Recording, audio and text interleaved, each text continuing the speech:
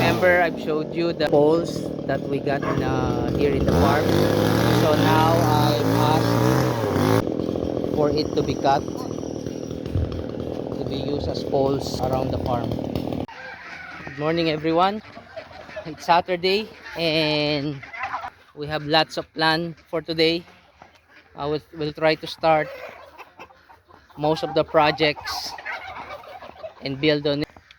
We will start with replacing the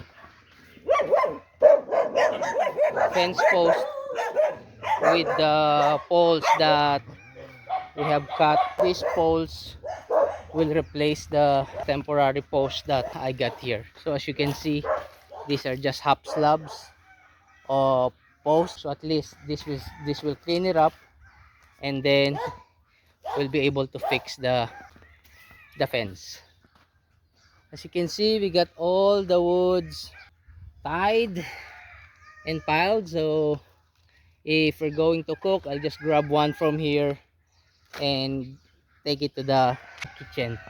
And this is all the woods that we have gathered from the other side of the farm. So it's all neatly stacked here, and this will be a good source of woods for us as well. We have managed to put up fence posts here.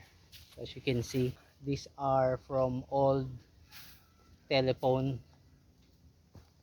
poles, thus the advertisements posted around it. So this must be the higher part of the pole. And we also put another one here, and then we're going to put an additional one here, so we will be able to fence out this side of the property for security purpose, and to be able to use this area as well. So that's what we have done this morning. We released the goat into the pasture so they can have fresh grass for today, and these are the other goats enjoying the pasture. Remember on my previous video, this is the path that we've made using the chicken tractor.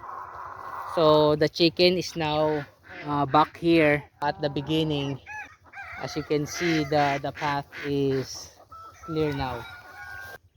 See how the goats love the grasses here.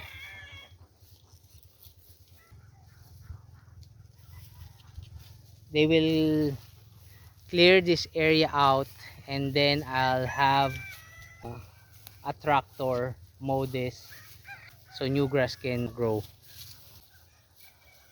So they're picking on the napier as well.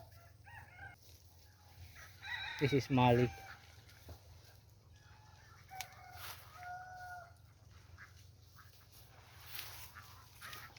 See how they love it.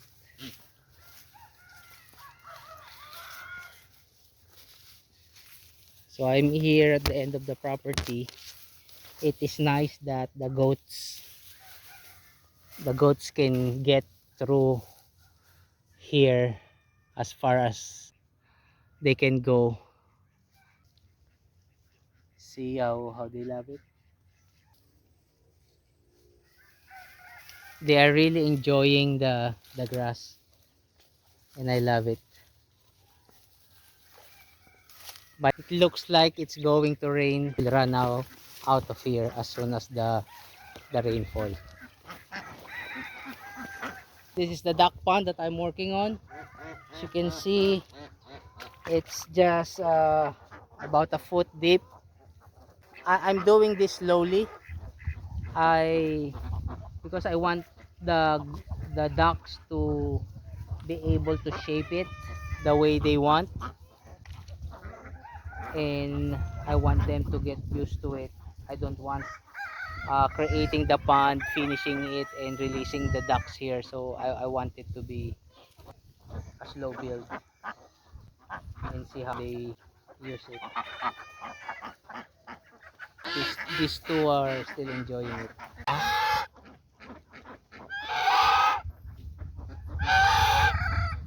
They used to be aggressive, but it looks like they know me now.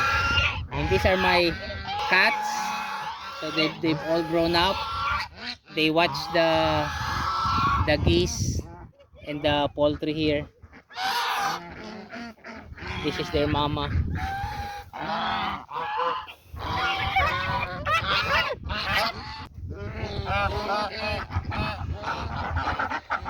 And these are my layer hens, free ranging here. I'm doing a build for them to shelter and roost at night. Hopefully we can finish it. Just a quick build this afternoon. But they love it here. They can scratch, they can dig for worms.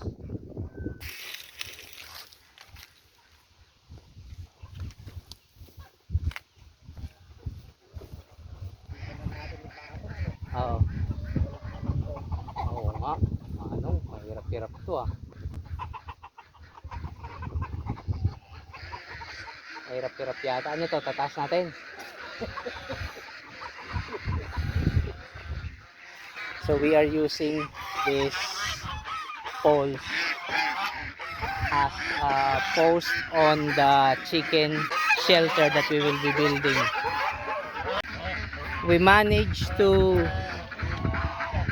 put the poles over the fence, so we'll drag it inside. So we will be building a shelter on this area for the chickens, so they have a place to roost at night, and we'll put the nest there as well. We have put up the first pole. This is 2 feet deep and this is 7 feet high, and we're digging another one on the other side, and then we'll put a bamboo so we can put the metal roofing. We are able to put up the post and temporarily place the roof. It hasn't been nailed yet, but we wanted to check to see how it fits. We temporarily put a lamp into it. So this is a chicken coop sort of build. I think we did good.